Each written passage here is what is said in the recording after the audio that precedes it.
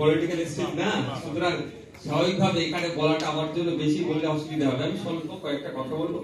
সর্বপ্রথম বলবো, আমাদের অল ইন্ডিয়া হিউম্যান রাইটস যিনারা পরিচালনার দায়িত্বে আছেন, প্রায় দীর্ঘ 15 বছর ধরে মানুষের সেবায় নিয়োজিত আছেন। যেখানে হিউম্যান রাইটস ব্রেক হচ্ছে সেখানে চেষ্টা করছেন সেগুলোকে রিকভারি করার জন্য, এবং সাথে সাথে বিভিন্ন ভাবে সেমিনার বা বিভিন্ন ধরনের প্রচেষ্টা চালিয়ে মানুষের যে রাইট সম্পর্কে অ্যাওয়ার করার চেষ্টা হচ্ছে। এটা আশা করবো আমি এগিয়ে যাবে, এবং যে সমস্ত কর্মকর্তারা আছেন যারা আছেন প্রত্যেকে তারা তাদের নিজের ফিল্ডকে আরো মজবুত করবে এবং এগিয়ে নিজেদের সহযোগিতা করবে। আমি এখানে একটা জাস্ট কথা বলে আমার বক্তব্য শেষ করব।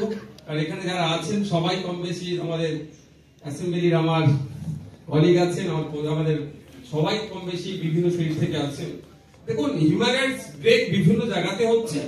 সব থেকে বেশি আমরা চর্চা করি জেলের মধ্যে হয়।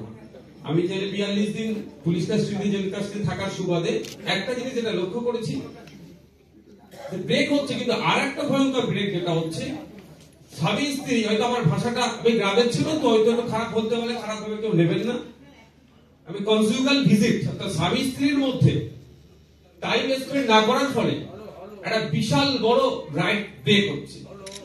আমি আপনারা এই কাজে যারা যুক্ত আছেন, হিউম্যান রাইটস নিয়ে আপনারা কাজ করছেন, আমি অনুরোধ করব আপনারা এটাকে নিয়ে চর্চা করুন। কনজুগাল ভিজিটটা যাতে ঠিক আমাদের রাজ্যে যাতে হয়, ইমপ্লিমেন্ট যাতে করা যায়। তাহলে অলরেডি পাঞ্জাবে আছে, কোন কায়েদি বন্দী যদি সে তার আচরণ ঠিকঠাক স্বাভাবিক থাকে, প্রতি 2 মাস ছাড়া 2 ঘন্টা সময় পায়, সে তার ফ্যামিলির সাথে সে টাইম স্পেন্ড করতে পারে।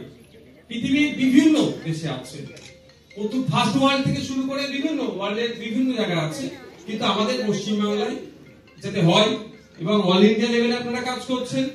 আমার বিহার থেকে এসেছেন, যে অল ইন্ডিয়া লেভেলেও যাতে সমস্ত জায়গায় এটা যে রাইটটা ব্রেক হচ্ছে না হয়, এবং স্বামী স্ত্রীকে বা দাম্পত্য জীবনকে যাতে স্বাভাবিকভাবে তারা নিয়ে এগোতে পারে, তার জন্য এই দাবিটা আমি আশা করব আমাদের অল ইন্ডিয়া হিউম্যান রাইটস এই পক্ষ থেকে সোচ্চার হবে।